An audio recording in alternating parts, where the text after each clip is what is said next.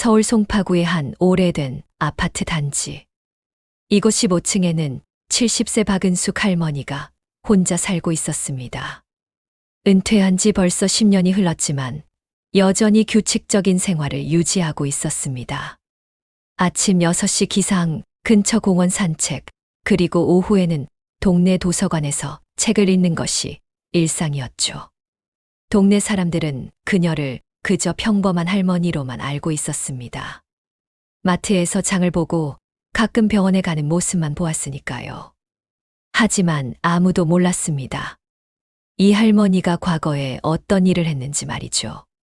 30년 전까지 이화여자대학교 법학과 교수로 재직하며 수많은 법조인을 길러낸 법학 박사라는 사실요. 그날도 평범한 하루였습니다. 마트에서 장을 보던 은숙 할머니는 계산대에서 작은 곤란을 겪었습니다. 손이 떨려서 카드를 넣는데 시간이 걸렸거든요. 할머니, 카드 좀 빨리 넣어보세요. 뒤에 서 있던 젊은 남자가 짜증스럽게 말했습니다. 계산원도 귀찮다는 표정을 감추지 않았죠. 뒤에서 들려오는 수근거림에 은숙 할머니는 괜히 죄송한 마음이 들었습니다. 요즘 들어 이런 일이 부쩍 늘었어요. 나이가 들수록 세상은 더욱 빠르게 돌아가는 것 같았고, 자신은 점점 그 속도를 따라가지 못하는 느낌이었습니다. 집으로 돌아온 은숙 할머니는 우편함을 확인했습니다.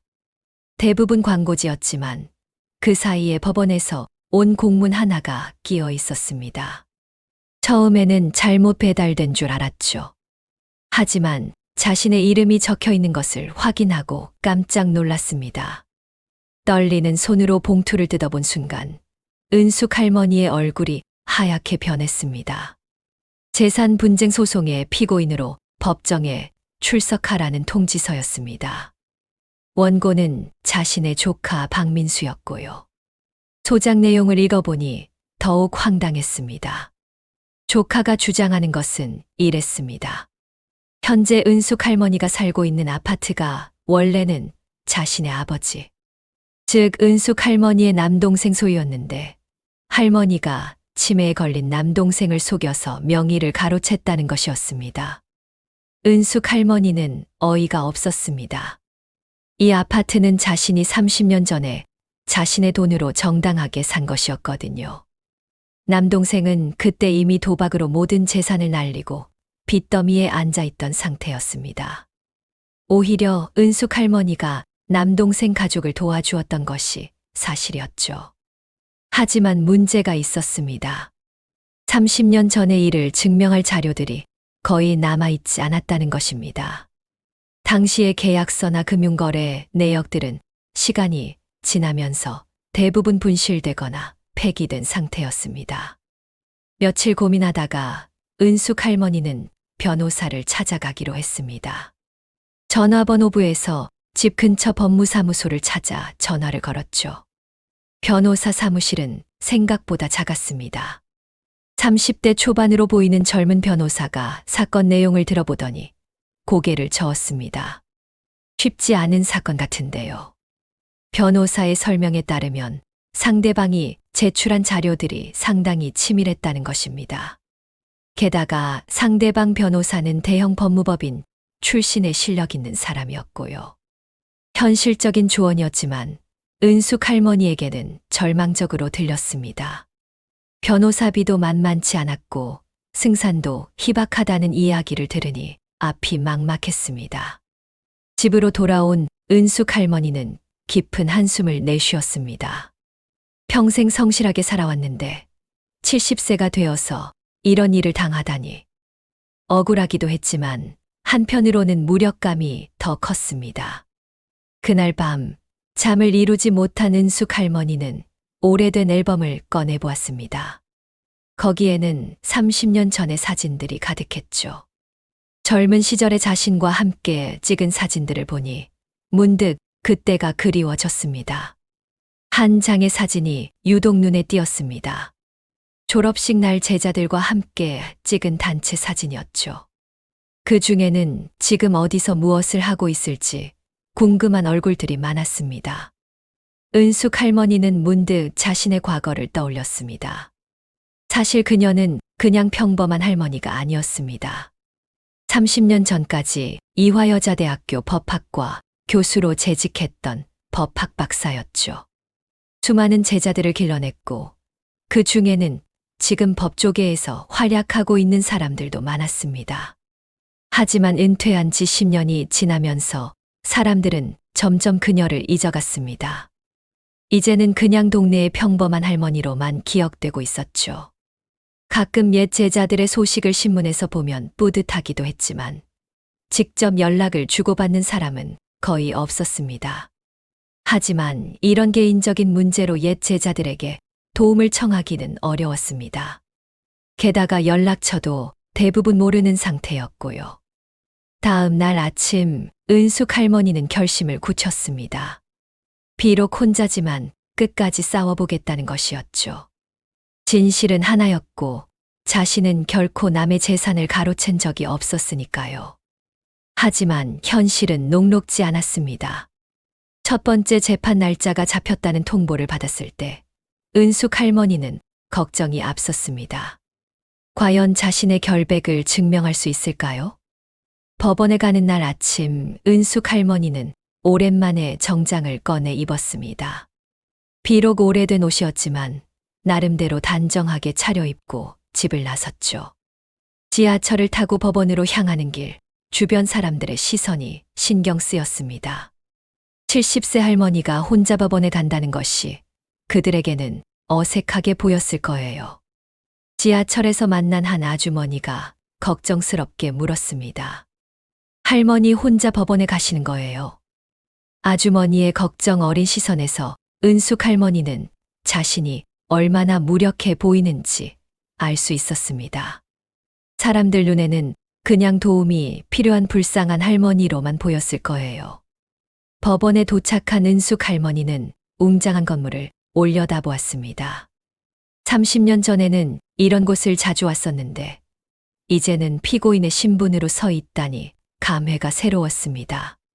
법정 안으로 들어가자 이미 상대방과 그들의 변호사가 와 있었습니다. 조카 민수는 은숙 할머니를 보자 냉정한 표정을 지었고 옆에 앉은 변호사는 자신감 넘치는 모습이었습니다. 상대방 변호사가 비꼬듯 말했습니다. 할머니 혼자 오셨네요. 그 말투에서 은숙 할머니에 대한 무시가 느껴졌습니다.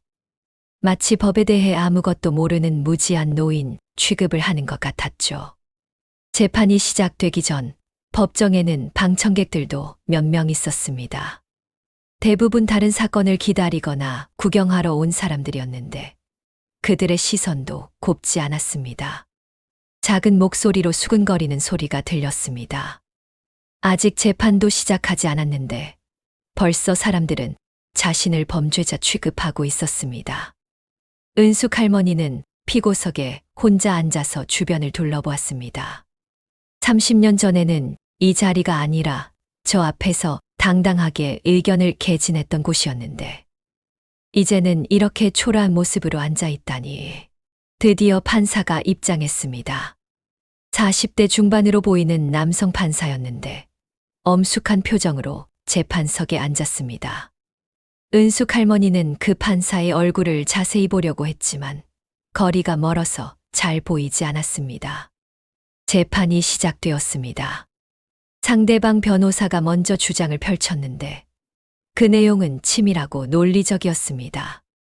은숙 할머니가 치매에 걸린 남동생을 이용해서 재산을 가로챘다는 주장이었죠. 상대방이 내놓은 자료들은 상당했습니다. 병원 기록, 목격자 진술서, 각종 서류들. 은숙 할머니는 그 준비성에 놀랐습니다. 판사가 은숙 할머니를 향해 물었습니다. 피고인 측에서 반박하실 내용이 있습니까? 하지만 변호사도 없는 상황에서 혼자 대응하기는 어려웠습니다. 은숙 할머니의 목소리는 작고 떨렸습니다. 저는 그런 일을 한 적이 없습니다. 주변에서는 킥킥거리는 웃음소리가 들렸죠. 판사의 말에 은숙 할머니는 당황했습니다. 자신이 얼마나 초라하게 보이는지 실감이 났거든요. 첫 번째 재판은 그렇게 끝났습니다. 결과는 당연히 은숙 할머니에게 불리했습니다. 상대방의 주장에 제대로 반박하지 못했고 증거 자료도 부족했으니까요. 법정을 나서면서 은숙 할머니는 깊은 절망감을 느꼈습니다. 과연 이 싸움을 계속할 수 있을까요? 혼자서는 너무 벅찬 상대였습니다. 하지만 포기할 수는 없었습니다.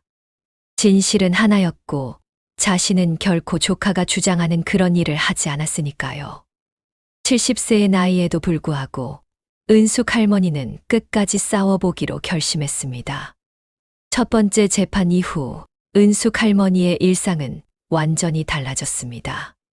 동네 사람들의 시선이 예전과 달랐거든요.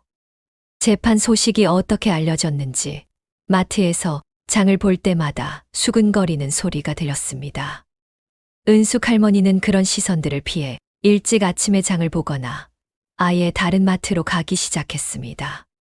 하지만 피할 수 있는 데는 한계가 있었죠.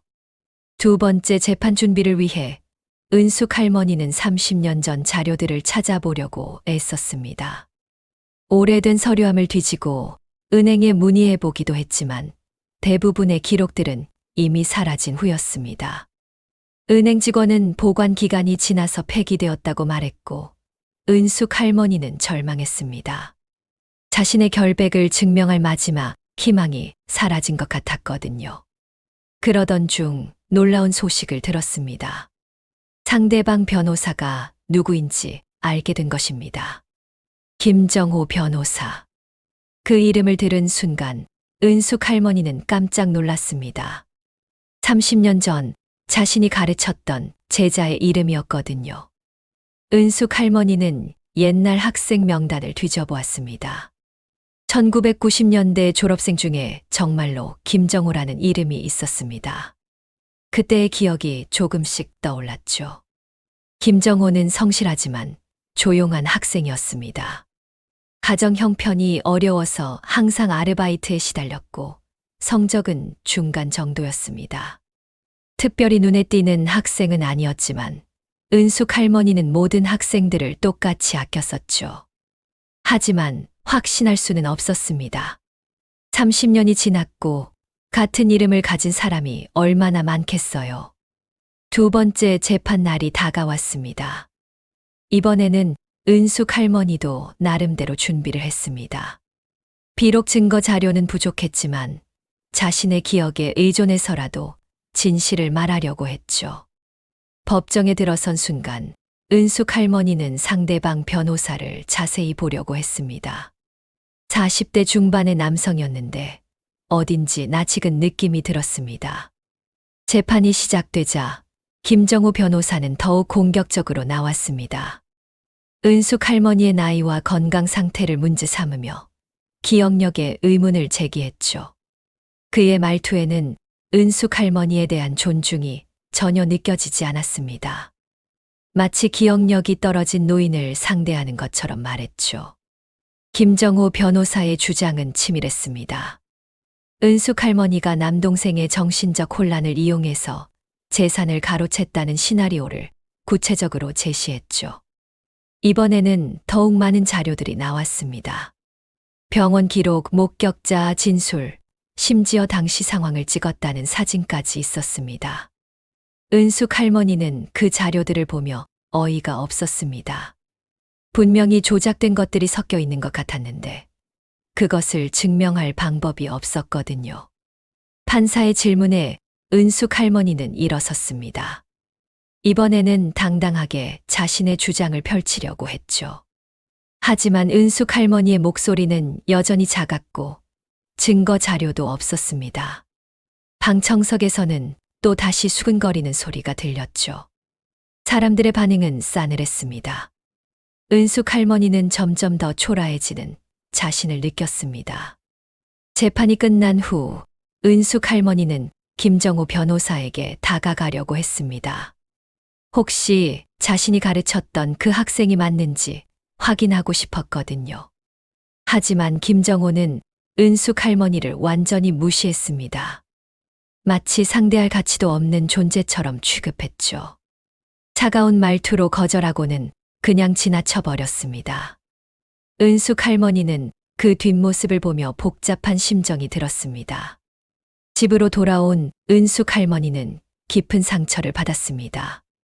재판에서 패배한 것보다도 사람들의 차가운 시선이 더 아팠거든요. 자신이 평생을 진실하게 살아온 것이 아무 의미가 없는 것처럼 느껴졌습니다. 그날 밤 은숙 할머니는 오래된 편지함을 뒤져보았습니다. 제자들이 졸업할 때 보내준 감사 편지들이 있었거든요. 그 중에서 김정호의 편지를 찾았습니다.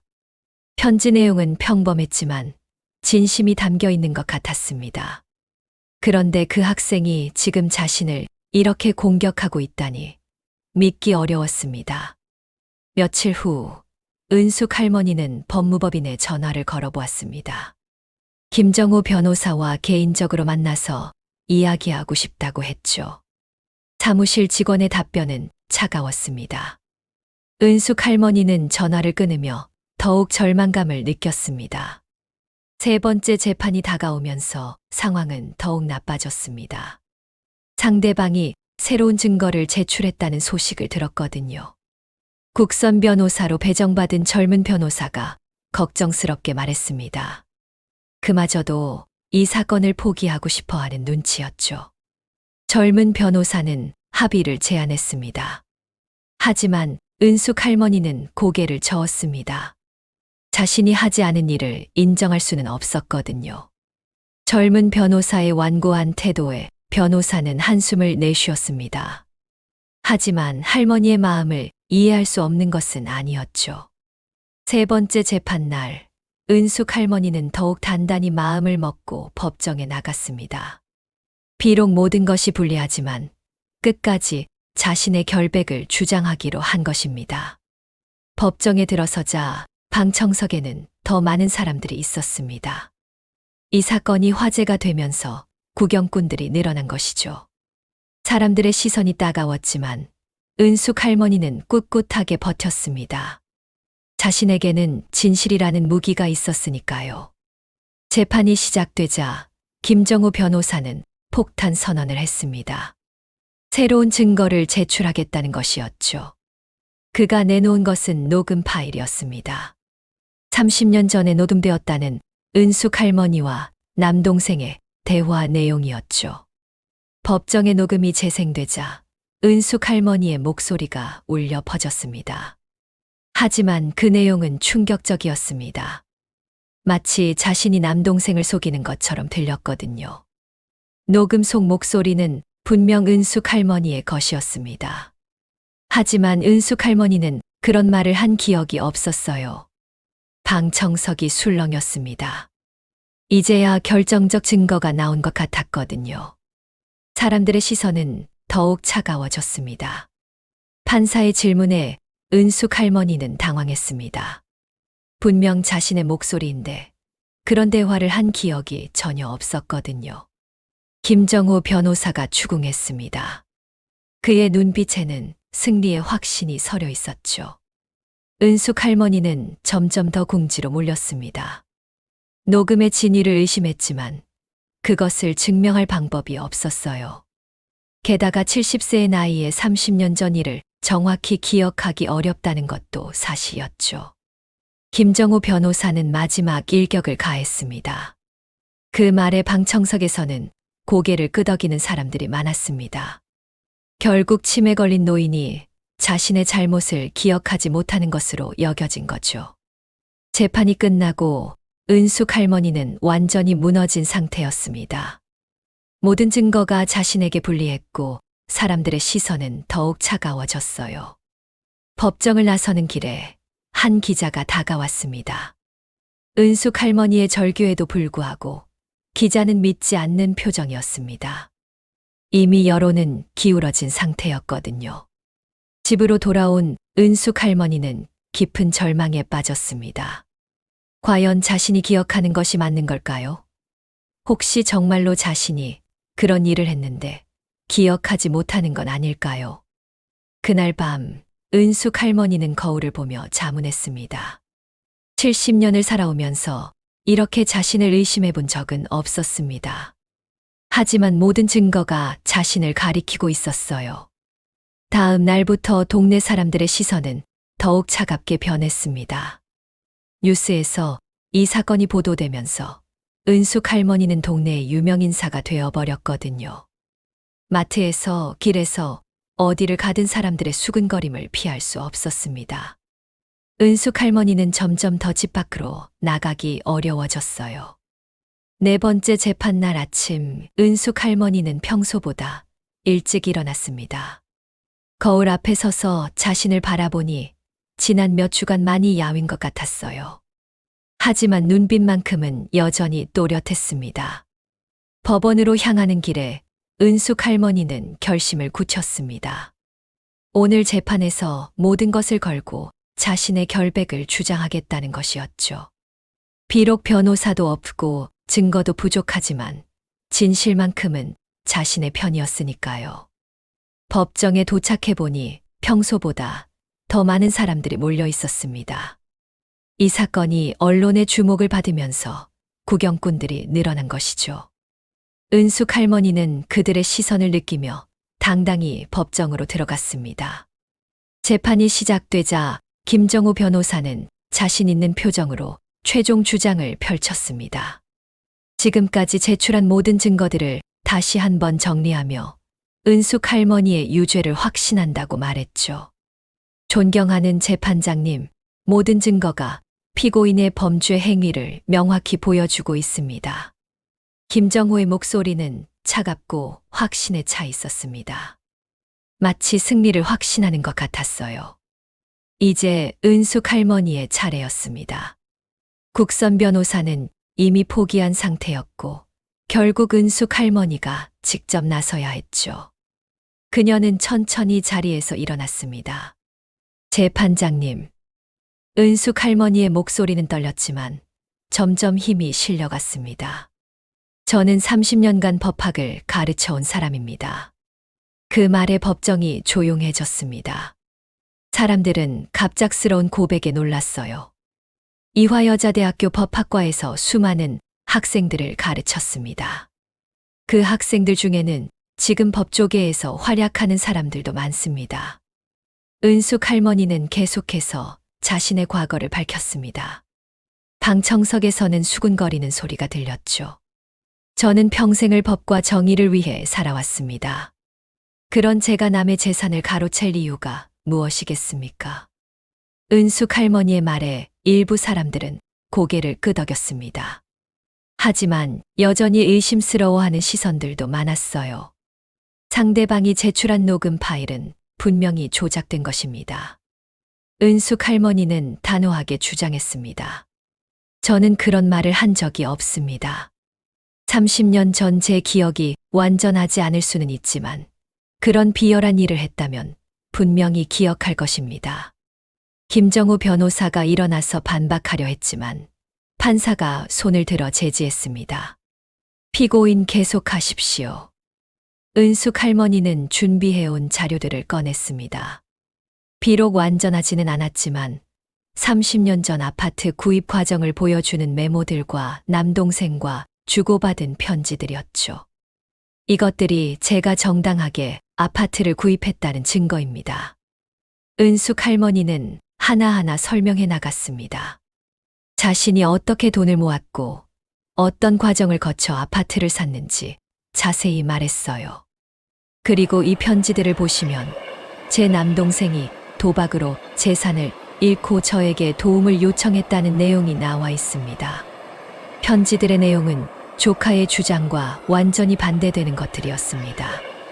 은숙 할머니가 남동생을 속인 것이 아니라 오히려 도와준 것이었죠. 법정의 분위기가 조금씩 바뀌기 시작했습니다. 사람들은 은숙 할머니의 말에 귀를 기울이기 시작했어요. 저는 70세의 할머니입니다. 이 나이에 법정에서 싸우는 것이 얼마나 힘든지 여러분도 아실 것입니다. 은숙 할머니의 목소리에는 진심이 담겨 있었습니다. 하지만 저는 포기할 수 없습니다. 진실은 하나이고 저는 결코 그런 일을 하지 않았으니까요. 그때 갑자기 법정 뒤쪽에서 한 사람이 일어났습니다. 40대 중반의 여성이었는데 정장을 입고 있었어요. 죄송합니다. 제가 증언하고 싶습니다. 모든 사람의 시선이 그 여성에게 향했습니다. 판사도 놀란 표정이었죠. 저는 이미영 변호사입니다. 방금 피고인의 말씀을 듣고 있었는데 이 사건에 대해 말씀드리고 싶은 것이 있습니다. 미영은 당당하게 말했습니다. 제가 조사한 바에 따르면 상대방이 제출한 증거들에는 여러 가지 의문점이 있습니다. 미영의 등장으로 법정은 술렁거렸습니다. 김정우 변호사는 당황한 기색을 보였어요. 판사는 잠시 고민하더니 말했습니다. 증인으로 신청하시겠습니까? 네, 그렇습니다. 미영은 즉석에서 증인석에 서게 되었습니다.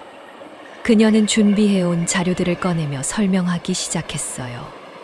상대방이 제출한 녹음 파일을 전문 기관에서 분석한 결과 편집된 흔적이 발견되었습니다. 미영의 말에 법정이 다시 한번 술렁거렸습니다. 또한 병원 기록들의 날짜가 일치하지 않는 부분들이 여러 곳 발견되었습니다. 미영은 차근차근 상대방 증거들의 허점을 지적해 나갔습니다. 김정우 변호사의 표정은 점점 어두워졌어요. 가장 중요한 것은 이 사건의 상대방 변호사인 김정우 씨가 30년 전 피고인의 제자였다는 사실입니다. 미영의 폭탄 발언에 법정은 완전히 뒤집어졌습니다. 사람들은 서로를 바라보며 놀라워했어요. 즉, 이 사건은 단순한 재산 분쟁이 아니라 개인적 원한에 의한 복수극일 가능성이 높습니다. 김정호는 더 이상 버틸 수 없었습니다. 그는 자리에서 일어나더니 큰 소리로 외쳤어요. 맞습니다. 저는 박은숙 교수를 30년간 원망해 왔습니다. 법정이 완전히 조용해졌습니다. 모든 사람들이 김정호를 바라보았어요. 30년 전 저는 교수님께 로스쿨 추천서를 부탁했습니다. 하지만 교수님은 다른 학생을 선택하셨죠. 김정호의 목소리는 떨리고 있었습니다. 그 일로 제 인생이 완전히 바뀌었습니다. 꿈을 포기해야 했고 원하지 않는 길을 걸어야 했어요. 김정호의 고백에 은숙 할머니는 충격을 받았습니다. 30년 전 그런 일이 있었다는 것을 기억해냈거든요. 그래서 복수하려고 했습니다. 김정호는 주저앉으며 모든 것을 자백했습니다. 조카와 짜고 은숙 할머니를 함정에 빠뜨렸다는 것, 증거들을 조작했다는 것까지 모두 말했어요. 법정은 완전한 혼란에 빠졌습니다. 사람들은 믿을 수 없다는 표정이었고 판사도 당황한 기색이 역력했어요. 은숙 할머니는 김정호를 바라보며 복잡한 심정이 들었습니다. 분노보다는 안타까움이 더 컸어요. 30년간 이런 원망을 품고 살았다는 것이 불쌍했거든요. 정호야. 은숙 할머니가 김정호를 불렀습니다. 30년 전 일이 그렇게 큰 상처가 되었구나. 미안하다. 은숙 할머니의 진심 어린 사과에 김정호는 눈물을 흘렸습니다. 교수님, 죄송합니다. 제가 너무 어리석었습니다. 그 순간 법정의 모든 사람들은 진정한 스승과 제자의 모습을 보았습니다. 30년의 오해가 풀리는 감동적인 순간이었어요. 판사는 엄숙하게 선고했습니다. 피고인 박은숙 씨는 무죄입니다. 법정에서는 박수가 터져 나왔습니다. 은숙 할머니는 마침내 자신의 결백을 증명해냈습니다. 하지만 이야기는 여기서 끝나지 않았습니다. 더 큰 반전이 기다리고 있었거든요. 김정호의 자백으로 은숙 할머니는 무죄 판결을 받았습니다. 하지만 법정을 나서면서도 마음이 편하지 않았어요. 30년간 자신을 원망해온 제자의 아픈 마음이 계속 신경 쓰였거든요. 며칠 후 은숙 할머니는 김정호를 만나러 갔습니다. 그는 현재 경찰 조사를 받고 있는 상황이었지만 면회는 가능했어요. 정호야, 그동안 고생했구나. 은숙 할머니의 따뜻한 말에 김정호는 고개를 숙였습니다. 교수님, 정말 죄송합니다. 저는 용서받을 자격이 없습니다. 무슨 소리야? 너도 상처받은 거잖니. 은숙 할머니는 김정호를 위로했습니다. 30년 전 추천서 사건에 대해서도 자세히 이야기했어요. 당시 상황을 설명하며 개인적 감정이 아닌 공정한 기준으로 선택했다는 것을 알려주었죠. 교수님은 항상 공정하셨어요.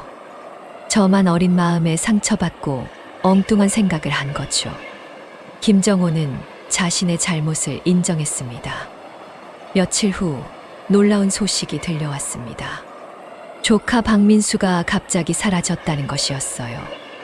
경찰이 그를 찾고 있었지만 연락이 두절된 상태였습니다. 이상하네요. 사건이 끝났는데 왜 도망갔을까요? 미영이 의문을 표했습니다. 뭔가 더 숨기고 있는 게 있는 것 같아요. 미영의 말에 은숙 할머니도 불안한 마음이 들었습니다. 정말로 모든 것이 끝난 걸까요? 며칠 후 경찰에서 연락이 왔습니다. 박민수를 체포했다는 소식이었어요. 하지만 그가 한 말은 더욱 충격적이었습니다. 사실 저는 진짜 범인이 아닙니다. 민수의 말에 모든 사람들이 놀랐습니다. 진짜 범인은 따로 있어요. 저는 그냥 이용당한 거였습니다. 민수는 자신도 누군가에게 조종당했다고 주장했습니다. 그럼 진짜 범인이 누구라는 거야? 경찰의 질문에 민수는 망설이더니 대답했습니다. 최진우라는 사람이에요. 그 이름을 들은 순간 은숙 할머니는 깜짝 놀랐습니다. 최진우 역시 30년 전 자신의 제자였거든요. 최진우가 모든 것을 계획했어요. 저와 김정우 변호사를 이용해서 할머니를 함정에 빠뜨리려고 했던 거예요. 민수의 증언에 따르면 최진우가 이 모든 사건의 진짜 흑막이었습니다. 김정우의 개인적 원망을 이용하고 민수를 매수해서 은숙 할머니를 곤경에 빠뜨린 것이었죠. 왜 최진우가 그런 일을? 은숙 할머니는 이해할 수 없었습니다. 최진우는 김정우와 달리 성공한 제자였거든요. 30년 전 로스쿨 추천서를 받아서 지금은 법원에서 일하고 있었어요. 경찰 조사가 진행되면서 놀라운 사실들이 밝혀졌습니다.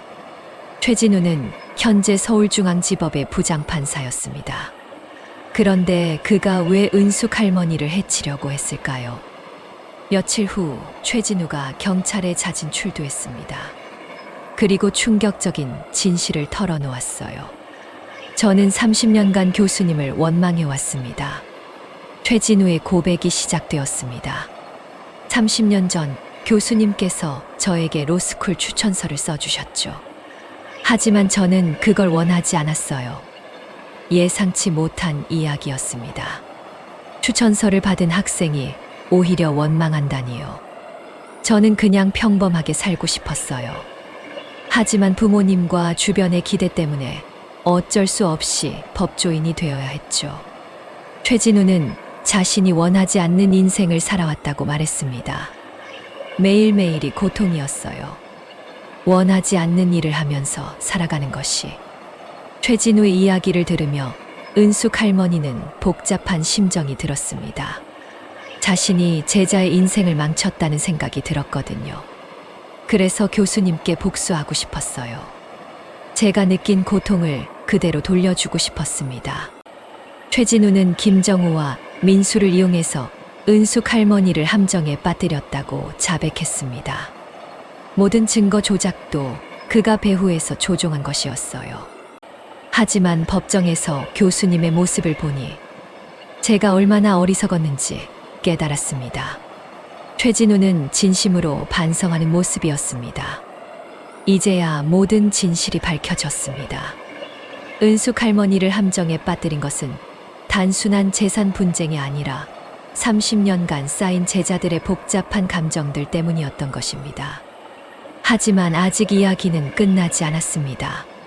가장 큰 반전이 남아 있었거든요. 며칠 후 은숙 할머니는 중요한 전화를 받았습니다. 서울중앙지법에서 온 연락이었어요. 박은숙 교수님이신가요? 네, 그런데요. 죄송합니다만 최진우 판사 사건과 관련해서 한 가지 확인하고 싶은 것이 있습니다. 법원 관계자는 조심스럽게 말했습니다. 혹시 교수님께서 4차 재판 때 담당 판사를 기억하시나요? 네, 40대 중반의 남성 판사였는데요. 왜 그러시죠? 그 판사가 바로 최진우였습니다. 은숙 할머니는 충격을 받았습니다. 자신의 사건을 담당한 판사가 바로 자신을 함정에 빠뜨린 최진우였다니요. 그럼 재판 과정에서 네, 최진우 판사가 고의로 재판을 조작했을 가능성이 높습니다. 이제야 모든 퍼즐이 맞춰졌습니다. 최진우는 단순히 배후에서 조종한 것이 아니라 직접 판사로서 재판을 주도했던 것입니다. 가장 공정해야 할 사람이 가장 불공정한 일을 저질렀던 거죠. 다행히 김정우 변호사의 자백으로 진실이 밝혀졌지만 만약 그런 일이 없었다면 교수님은 억울하게 유죄 판결을 받았을 것입니다. 법원 관계자의 말에 은숙 할머니는 소름이 돋았습니다. 얼마나 치밀한 계획이었는지 새삼 깨달았거든요. 하지만 동시에 다른 생각도 들었습니다. 과연 자신이 그들에게 그런 상처를 줄 만한 일을 했을까요? 비록 의도는 아니었지만 제자들에게 상처를 준 것은 사실인 것 같았어요. 그날 밤 은숙 할머니는 깊은 성찰에 빠졌습니다. 30년간 교육자로 살아오면서 자신이 놓친 것들이 무엇인지 생각해보게 되었어요. 최진우의 범행이 밝혀지면서 언론은 연일 이 사건을 보도했습니다. 판사가 개인적 원한으로 재판을 조작했다는 충격적인 내용이었거든요. 하지만 은숙 할머니에게는 또 다른 시련이 기다리고 있었습니다. 최진우가 체포된 후 그의 변호인단이 예상치 못한 반격을 시작한 것입니다. 그들은 최진우가 정신적 문제로 인해 정상적인 판단을 할 수 없는 상태였다고 주장했어요. 최진우 판사는 수년간 우울증과 조울증에 시달려왔습니다. 최진우의 변호사가 기자회견에서 발표한 내용이었습니다. 따라서 그의 행동은 질병에 의한 것이며 개인적 원한과는 무관합니다. 이런 주장이 나오자 여론이 다시 혼란스러워졌습니다. 사람들은 최진우를 동정하기 시작했고 오히려 은숙 할머니가 제자를 그렇게 만든 것 아니냐는 의혹까지 제기되었어요. 더 큰 문제는 최진우의 가족들이 나서서 은숙 할머니를 비난하기 시작한 것이었습니다. 특히 최진우의 어머니는 언론 인터뷰에서 격하게 항의했어요. 우리 아들이 30년간 고통받은 건 모두 그 교수 때문입니다. 최진우 어머니의 눈물 어린 호소에 많은 사람들이 감정적으로 반응했습니다.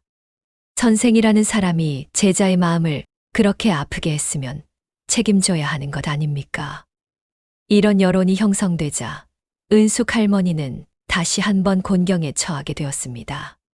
겨우 법적 문제는 해결되었는데 이번에는 도덕적 비난을 받게 된 것이죠. 동네 사람들의 시선도 다시 차가워졌습니다. 이번에는 사기꾼이 아니라 제자들을 괴롭힌 나쁜 선생으로 보는 시선이었어요. 저 할머니가 제자들한테 얼마나 못했으면 30년 후에 복수를 당할까. 선생 자격도 없는 사람이야. 마트에서 들려오는 수근거림에 은숙 할머니는 또다시 상처를 받았습니다. 더욱 괴로운 것은 일부 언론에서 은숙 할머니의 과거 교육 방식에 대해 파헤치기 시작한 것이었습니다. 30년 전 제자들을 인터뷰해서 부정적인 증언을 찾아내려고 했어요. 박은숙 교수는 학생들에게 매우 엄격했습니다. 한 제자의 인터뷰 내용이 보도되었습니다. 성적이 나쁜 학생들은 거의 무시하다시피 했어요. 이런 식으로 편집된 인터뷰들이 연속으로 나오자 은숙 할머니의 이미지는 더욱 나빠졌습니다. 은숙 할머니는 이런 상황이 견디기 어려웠습니다. 법적으로는 무죄를 받았지만 사회적으로는 여전히 죄인 취급을 받고 있었거든요.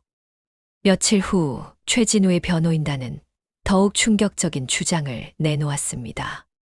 최진우 판사의 병력을 조사한 결과 30년 전 대학 시절부터 우울 증상이 시작되었습니다.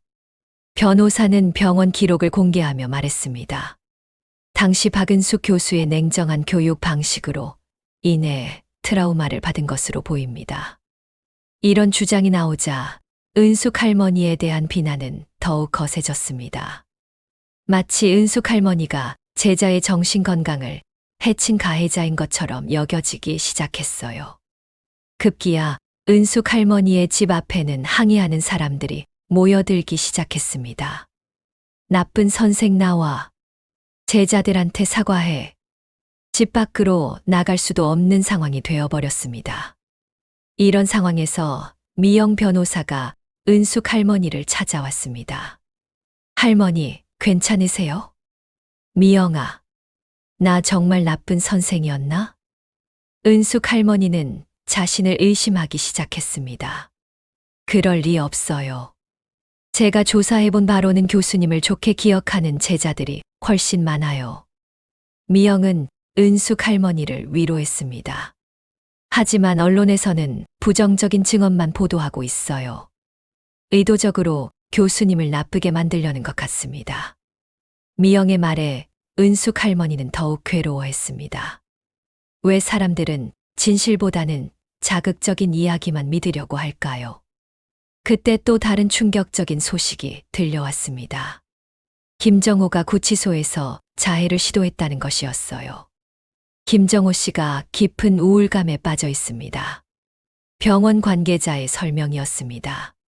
자신이 저지른 일에 대한 죄책감으로 인해 극단적 선택을 시도한 것 같습니다. 이 소식이 알려지자 사람들의 비난은 더욱 거세졌습니다.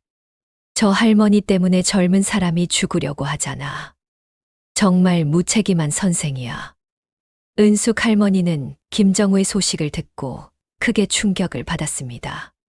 자신 때문에 제자가 그런 극단적 선택을 시도했다는 생각에 죄책감이 들었어요. 내가 정말 그들을 그렇게 아프게 했나? 은숙 할머니는 밤잠을 이루지 못했습니다. 30년간 자신이 교육자로서 해온 일들이 과연 옳았던 건지 의심스러워졌어요. 더욱 괴로운 것은 아들에게서 온 전화였습니다. 엄마, 미국에서도 이 소식이 알려졌어요. 아들의 목소리는 걱정으로 가득했습니다. 제발 조용히 지내세요. 더 이상 문제 일으키지 마시고. 자식마저 자신을 부담스러워한다는 생각에 은숙 할머니는 더욱 외로워졌습니다. 한편 최진우의 변호인단은 계속해서 은숙 할머니를 겨냥한 공격을 이어갔습니다. 이번에는 민사소송을 제기하겠다고 발표했어요. 최진우 판사가 입은 정신적 피해에 대해 배상을 요구할 것입니다. 변호사의 발표에 은숙 할머니는 절망했습니다. 겨우 끝난 줄 알았던 싸움이 다시 시작되는 것 같았어요. 또 법정에 서야 하는 건가? 은숙 할머니는 지쳐 있었습니다. 70세의 나이에 이런 일들을 연속으로 겪기에는 너무 힘들었어요. 그러던 중 예상치 못한 일이 벌어졌습니다. 최진우의 병원 기록에서 중요한 사실이 발견된 것입니다. 최진우의 우울증은 대학 시절이 아니라 판사가 된 후에 시작되었습니다. 미영이 조사 결과를 발표했습니다. 즉, 박은숙 교수와는 전혀 관련이 없다는 뜻이죠. 이 사실이 밝혀지자 최진우 측의 주장에 균열이 생기기 시작했습니다. 하지만 여전히 여론은 은숙 할머니에게 불리했습니다. 한 번 형성된 이미지를 바꾸기는 어려웠어요. 그런 상황에서 은숙 할머니는 중요한 결심을 하게 됩니다. 더 이상 수동적으로 당하고만 있지 않겠다는 것이었죠. 은숙 할머니는 더 이상 침묵하지 않기로 결심했습니다. 그동안 누명을 쓰고 당하기만 했지만 이제는 적극적으로 자신을 변호하기로 한 것이죠. 미영 변호사와 함께 은숙 할머니는 기자회견을 열기로 했습니다. 30년간의 교육 철학과 제자들과의 진짜 관계에 대해 직접 말하고 싶었어요. 기자회견 당일 많은 기자들이 몰려들었습니다. 대부분은 비판적인 질문을 던질 준비를 하고 있었어요. 박은숙 교수님, 제자들이 30년간 원망할 정도로 어떤 잘못을 하신 건가요? 첫 번째 질문부터 날카로웠습니다. 저는 제자들을 차별한 적이 없습니다. 은숙 할머니는 차분하게 대답했습니다. 30년 전 추천서 건도 순전히 성적과 능력만을 기준으로 선택한 것이었습니다. 하지만 제자들이 그렇게 상처받을 정도였다면 제자들의 상처는 이해합니다. 하지만 그것이 제가 차별했다는 뜻은 아닙니다. 은숙 할머니는 당당하게 자신의 입장을 밝혔습니다. 저는 모든 학생들을 공정하게 대했습니다. 개인적 감정이나 배경에 관계없이 오직 실력만으로 평가했어요. 그때 한 기자가 도발적인 질문을 던졌습니다. 그럼 제자들이 거짓말을 하고 있다는 건가요? 거짓말이 아니라 오해입니다. 은숙 할머니의 대답은 명확했습니다. 젊은 시절의 상처는 때로 기억을 왜곡시킵니다. 하지만 그것이 사실이 되는 건 아니죠. 기자회견이 진행되는 동안 예상치 못한 일이 벌어졌습니다. 갑자기 한 사람이 기자회견장으로 뛰어들어온 것입니다. 잠깐만요. 40대 중반의 남성이었는데 숨을 헐떡이며 말했습니다. 저는 30년 전 박은숙 교수님의 제자였습니다. 모든 사람의 시선이 그에게 향했습니다. 제 이름은 이성호입니다. 현재 대법관으로 재직하고 있습니다. 그의 신분이 밝혀지자 기자회견장이 술렁거렸습니다.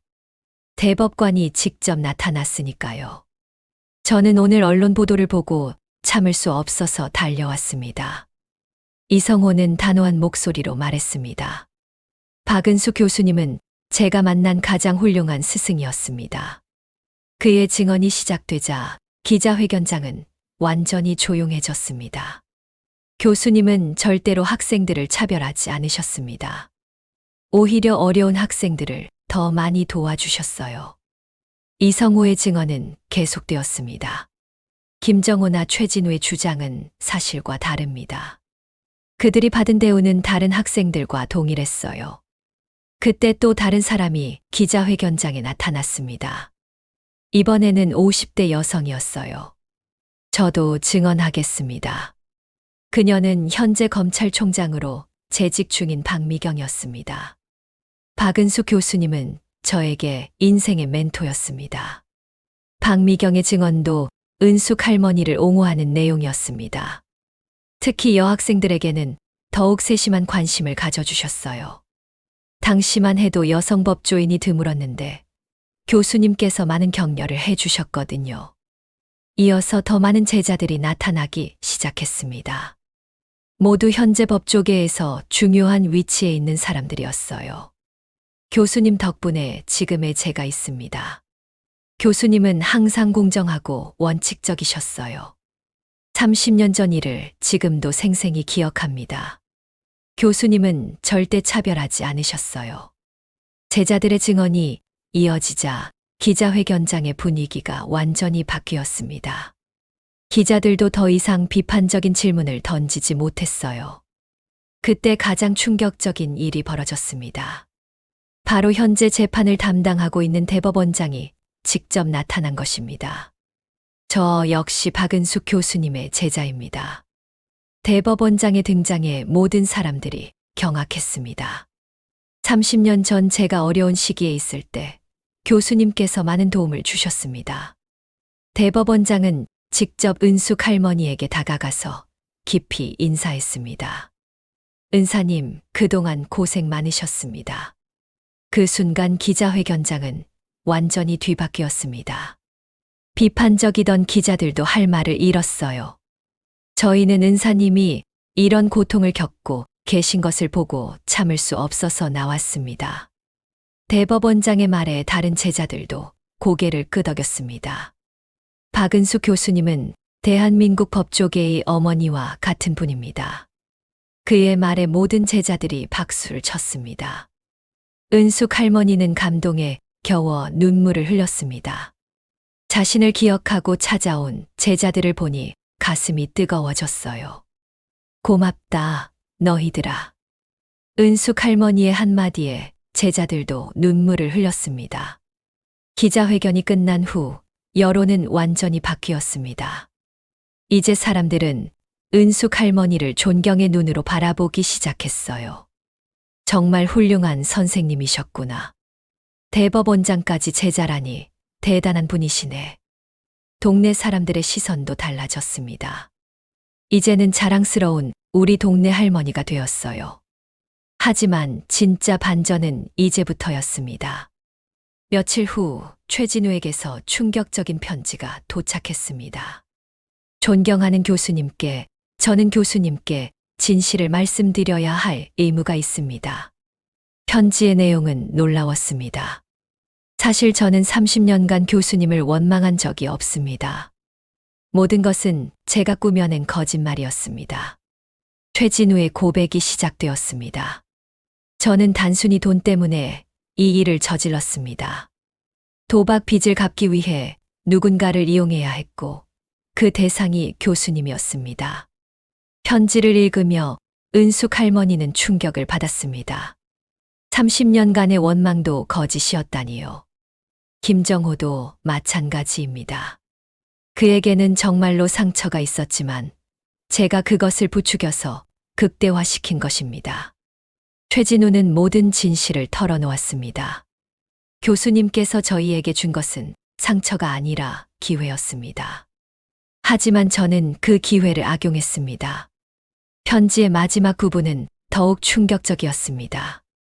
저는 이 모든 일의 배후에 더 큰 세력이 있다는 것을 알리고 싶습니다. 제가 단독으로 할 수 있는 일이 아니었거든요. 은숙 할머니는 편지를 다시 읽어보았습니다. 더 큰 배후 세력이 있다니 대체 누가 자신을 이렇게까지 해치려고 했을까요? 그날 밤 은숙 할머니는 잠을 이루지 못했습니다. 모든 것이 해결된 줄 알았는데 또 다른 음모가 숨어 있었던 것입니다. 다음 날 미영 변호사가 급히 찾아왔습니다. 할머니, 큰일이에요. 최진우의 편지가 사실인 것 같아요. 미영의 조사 결과 이 모든 사건 뒤에는 정말로 거대한 음모가 숨어 있었습니다. 과연 누가 은숙 할머니를 이렇게까지 해치려고 했을까요? 진짜 최종 보스의 정체가 드러날 시간이었습니다. 최진우의 편지로 새로운 전개가 시작되었습니다. 미영 변호사는 밤새 조사한 결과를 은숙 할머니에게 보고했어요. 할머니, 이 사건의 진짜 배후를 찾았습니다. 미영의 표정은 심각했습니다. 정말 충격적인 인물이에요. 미영이 내민 서류를 보고 은숙 할머니는 깜짝 놀랐습니다. 그 이름은 예상치 못한 사람이었거든요. 이화여대 현 법학과 학과장 조민석 교수입니다. 조민석은 현재 은숙 할머니의 후임으로 법학과를 이끌고 있는 사람이었습니다. 은숙 할머니보다 10살 어린 후배였죠. 민석이가 왜? 은숙 할머니는 믿을 수 없었습니다. 조민석은 자신이 아끼던 후배였거든요. 조사해보니 조민석 교수가 30년간 교수님을 질투해왔던 것 같아요. 미영의 설명이 계속되었습니다. 교수님이 은퇴하신 후에도 계속해서 박은숙 교수의 후계자라는 꼬리표가 따라다녔대요. 조민석의 동기가 서서히 드러나기 시작했습니다. 항상 교수님과 비교당하는 것에 스트레스를 받았고 교수님의 명성을 깎아내리고 싶어 했던 거죠. 미영은 더 충격적인 사실을 밝혔습니다. 최진우와 김정호, 그리고 박민수를 모두 조민석 교수가 조종했어요. 어떻게 그런 일이? 조민석 교수는 법학계에서 상당한 영향력을 가지고 있어요. 그 힘을 이용해서 사람들을 조종한 겁니다. 미영은 증거 자료들을 제시했습니다. 조민석이 최진우에게 돈을 준 기록, 김정호와 비밀리에 만난 흔적들이 모두 나와 있었어요. 심지어 언론 조작까지 했습니다. 교수님을 나쁘게 보이게 하는 기사들을 의도적으로 퍼뜨린 거죠. 은숙 할머니는 배신감을 느꼈습니다. 자신이 그토록 아꼈던 후배가 이런 일을 저질렀다니요. 왜 그랬을까? 질투와 열등감 때문인 것 같아요. 미영의 분석이었습니다. 조민석 교수는 항상 교수님의 그림자 속에서 살아왔어요. 교수님을 넘어서고 싶었던 거죠. 며칠 후 경찰이 조민석을 체포했습니다. 모든 증거가 그를 가리키고 있었거든요. 조민석은 처음에는 부인했지만 결국 모든 것을 자백했습니다. 네, 맞습니다. 모든 일을 제가 계획했습니다. 조민석의 자백이 시작되었습니다. 30년간 박은숙 교수의 그림자에서 벗어나고 싶었어요. 그의 고백은 충격적이었습니다. 항상 박은숙 교수만 못하다는 소리를 들어야 했어요. 제가 아무리 노력해도 그분을 넘을 수 없었죠. 조민석의 열등감이 드러났습니다. 그래서 박은숙 교수의 명성을 떨어뜨리려고 했습니다. 그래야 제가 인정받을 수 있을 것 같았거든요. 그의 말을 들으며 은숙 할머니는 안타까웠습니다. 후배가 그런 마음으로 살아왔다는 것이 슬펐어요. 조민석의 체포로 모든 진실이 밝혀졌습니다. 김정호와 최진우, 박민수는 모두 조민석에게 이용당한 피해자였던 것이죠. 특히 김정호의 경우는 더욱 안타까웠습니다. 그는 정말로 상처받은 마음이 있었는데 조민석이 그것을 악용한 것이었어요. 며칠 후 김정호가 은숙 할머니를 찾아왔습니다. 퇴원한 그는 많이 야윈 모습이었어요. 교수님, 정말 죄송합니다. 김정호는 눈물을 흘리며 사과했습니다. 저는 조민석 교수에게 완전히 속았어요. 김정호의 고백이 이어졌습니다. 처음에는 정말로 교수님을 원망했어요. 하지만 조민석 교수가 그 마음을 부추기고 이용했던 거였어요. 은숙 할머니는 김정호를 따뜻하게 안아주었습니다. 괜찮다, 정호야. 너도 피해자였어. 하지만 제가 교수님께 너무 큰 상처를. 이제 그만 자책하거라. 중요한 건 진실이 밝혀진 것이야. 은숙 할머니의 용서에 김정호는 더욱 눈물을 흘렸습니다. 최진우도 마찬가지였습니다. 그 역시 조민석에게 이용당한 것이었어요. 도박 빚을 핑계로 협박당했던 것이죠.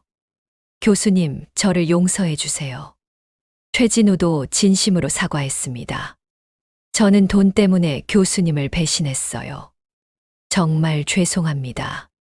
은숙 할머니는 모든 제자들을 용서했으며 며칠간 집에만 머물던 은숙 할머니는 우연히 TV 뉴스에서 자신의 사건이 보도되는 것을 보았습니다. 앵커는 차가운 목소리로 사건을 정리했습니다. 은숙 할머니는 TV 속 자신의 모습을 보며 충격을 받았습니다. 완전히 초라하고 죄인처럼 보였거든요. 그 순간 은숙 할머니는 깨달았습니다. 이대로 가면 자신은 정말로 사기꾼으로 낙인 찍힐 것이라는 걸 말이죠. 70년을 진실하게 살아온 인생이 마지막에 이렇게 끝날 수는 없었습니다. 네 번째 재판을 며칠 앞두고 은숙 할머니는 마지막 노력을 해보기로 했습니다. 혼자서라도 진실을 밝혀내겠다는 결심을 굳혔죠.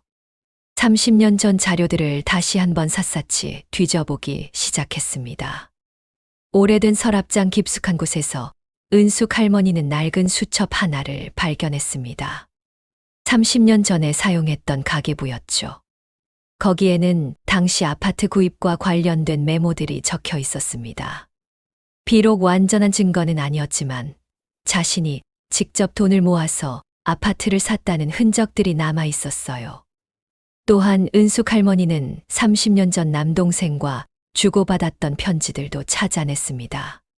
그 편지들에는 남동생이 도박으로 재산을 탕진했다는 내용과 은숙 할머니에게 도움을 요청하는 내용들이 적혀 있었습니다. 이것들은 조카의 주장과 완전히 반대되는 증거들이었죠. 하지만 이런 자료들만으로는 부족했습니다. 상대방이 제출한 녹음 파일의 위력이 너무 컸거든요. 은숙 할머니는 그 녹음이 조작되었다고 확신했지만 그것을 증명할 방법을 찾을 수 없었습니다. 그러던 중 은숙 할머니는 중요한 사실을 기억해냈습니다. 30년 전 당시 자신의 연구실에는 항상 학생들이 드나들었다는 것이죠. 혹시 그 중 누군가가 그때 상황을 기억하고 있지 않을까요? 은숙 할머니는 옛날 제자들의 연락처를 찾아보기 시작했습니다. 인터넷 검색을 통해 몇 명의 제자들이 어디서 무엇을 하고 있는지 알아낼 수 있었어요. 그 중에는 변호사나 판사가 된 사람들도 있었습니다. 하지만 막상 연락을 하려니 주저됐습니다. 30년이나 지났는데 자신을 기억이나 할까요? 게다가 이런 개인적인 문제로 도움을 청하는 것도 민망했어요. 며칠 고민하던 은숙 할머니는 용기를 내어 한 명의 제자에게 전화를 걸어보았습니다. 현재 변호사로 일하고 있는 제자였죠. 하지만 결과는 실망스러웠습니다. 그 제자는 은숙 할머니를 기억하지 못했고 바쁘다며 전화를 일찍 끊어버렸어요. 몇 명 더 연락해봤지만 결과는 비슷했습니다. 모두들 바쁘다거나 기억이 나지 않는다거나 개입하기 어렵다는 반응이었죠. 은숙 할머니는 깊은 좌절감을 느꼈습니다. 네 번째 재판 전날 밤, 은숙 할머니는 잠을 이룰 수 없었습니다. 내일 재판에서 패배하면 모든 것이 끝날 것 같았거든요. 집도 잃고 명예도 잃고 70년 인생이 허무하게 무너질 위기였습니다. 새벽 4시쯤 은숙 할머니는 침대에서 일어나 거실로 나왔습니다. 창밖으로 보이는 도시의 불빛들을 바라보며 생각에 잠겼죠. 문득 30년 전 강의실에서 학생들에게 했던 말이 떠올랐습니다. 법은 진실을 밝히는 도구입니다. 비록 시간이 걸리더라도 언젠가는 진실이 드러나게 되어 있어요. 그때는 학생들에게 희망을 주려고 한 말이었는데 지금 자신에게도 위로가 되었습니다. 은숙 할머니는 마지막까지 포기하지 않기로 다시 한번 다짐했습니다. 은숙 할머니는 모든 제자들을 용서했습니다. 너희들도 피해자였어. 조민석이 너희를 이용한 거야. 하지만 가장 충격적인 반전은 아직 남아 있었습니다. 며칠 후 조민석이 구치소에서 또 다른 진실을 털어놓은 것입니다. 사실 저도 누군가의 지시를 받았습니다. 조민석의 말에 모든 사람들이 놀랐습니다. 더 큰 배후가 있다는 뜻인가요? 경찰의 질문에 조민석은 고개를 끄덕였습니다. 제가 받은 지시는 이화여대 이사장에게서 온 것이었습니다. 이번에는 정말로 예상치 못한 인물이었습니다. 대학 이사장이 왜 은숙 할머니를 해치려고 했을까요? 조사 결과 충격적인 사실이 드러났습니다. 이화여대 이사장 한철수는 30년 전 은숙 할머니에게 개인적으로 큰 원한을 품고 있었던 것입니다. 당시 한철수의 아들이 은숙 할머니의 수업을 들었는데 부정행위를 저질러서 낙제점을 받았었어요. 한철수는 아들을 봐달라고 은숙 할머니에게 부탁했지만 그녀는 원칙적으로 거절했었죠. 그때부터 30년간 복수할 기회를 노리고 있었던 겁니다. 미영의 조사 결과였습니다. 이사장 자리에 오른 후에 드디어 기회가 왔다고 생각한 거죠. 한철수는 자신의 권력을 이용해서 조민석을 압박했고 조민석은 어쩔 수 없이 따를 수밖에 없었던 것입니다. 만약 거부하면 교수직에서 쫓겨날 상황이었어요. 조민석의 추가 증언이었습니다. 이제야 모든 퍼즐이 완성되었습니다. 한철수가 모든 일의 진짜 배후였던 것이죠. 며칠 후 한철수도 체포되었습니다. 그는 끝까지 부인했지만 증거들이 너무 명확했어요. 30년간 기다린 복수였습니다. 결국 한철수도 모든 것을 자백했습니다. 제 아들이 그 여자 때문에 인생이 망가졌어요. 한철수의 비뚤어진 부성애가 이 모든 일의 시작이었습니다. 권력을 가지게 되자 드디어 복수할 수 있게 되었죠. 그의 말을 들으며 은숙 할머니는 씁쓸했습니다. 원칙을 지킨 것이 이렇게 큰 원한을 사게 될 줄은 몰랐거든요. 하지만 동시에 자부심도 들었습니다. 30년 전 자신의 선택이 옳았다는 것을 확신할 수 있었으니까요. 모든 진실이 밝혀지면서 은숙 할머니는 완전한 명예회복을 했습니다. 언론들은 그녀를 원칙을 지킨 교육자로 재평가하기 시작했어요. 특히 30년 전 한철수 아들의 부정행위를 거부한 일화가 알려지면서 사람들은 은숙 할머니의 원칙적인 모습에 감동했습니다. 진짜 교육자다운 모습이었네요. 권력에 굴복하지 않은 훌륭한 선생님이세요. 여론은 완전히 바뀌었습니다. 이제 은숙 할머니는 존경받는 인물이 되었어요. 하지만 가장 큰 변화는 제자들과의 관계였습니다. 김정호와 최진우, 그리고 다른 제자들이 모두 은숙 할머니 곁으로 돌아왔거든요. 교수님, 저희가 다시 제자가 될 수 있을까요? 김정호의 간절한 부탁이었습니다. 무슨 소리야? 너희는 언제나 내 제자들이야. 은숙 할머니의 따뜻한 말에 모든 제자들이 눈물을 흘렸습니다. 모든 사건이 마무리된 후 은숙 할머니의 삶은 완전히 달라졌습니다. 더 이상 숨어 살 필요가 없어졌거든요. 오히려 사람들의 존경을 받는 인물이 되었어요. 첫 번째 변화는 언론의 관심이었습니다. 수많은 매체에서 인터뷰를 요청해왔고 그녀의 교육 철학에 대해 궁금해했습니다. 교육자로서 가장 중요한 것은 무엇인가요? 한 기자의 질문에 은숙 할머니는 이렇게 답했습니다. 원칙을 지키는 것입니다. 그녀의 대답은 간단하지만 깊은 의미가 있었어요. 권력에 굴복하지 않고 사적인 감정에 흔들리지 않는 것. 그것이 진정한 교육자의 모습이라고 생각합니다. 두 번째 변화는 제자들과의 관계였습니다. 그동안 연락이 끊어졌던 제자들이 하나둘씩 찾아오기 시작했어요. 특히 김정호는 자신의 잘못을 만회하기 위해 은숙 할머니를 적극적으로 도왔습니다. 법적 문제들을 처리해주고 생활에 불편함이 없도록 챙겨주었어요. 교수님, 이제 제가 교수님을 돌봐드릴게요. 김정호의 말에 은숙 할머니는 미소 지었습니다. 고마워, 정호야. 하지만 나는 아직 혼자서도 잘 지낼 수 있어. 70세의 나이에도 여전히 정정한 은숙 할머니였습니다. 세 번째 변화는 새로운 일이었습니다. 여러 대학에서 특강 요청이 들어왔고 법학 관련 자문을 구하는 곳도 많았어요. 특히 이화여대에서는 명예교수직을 제안했습니다. 새로 부임한 학장이 직접 찾아와서 부탁했어요.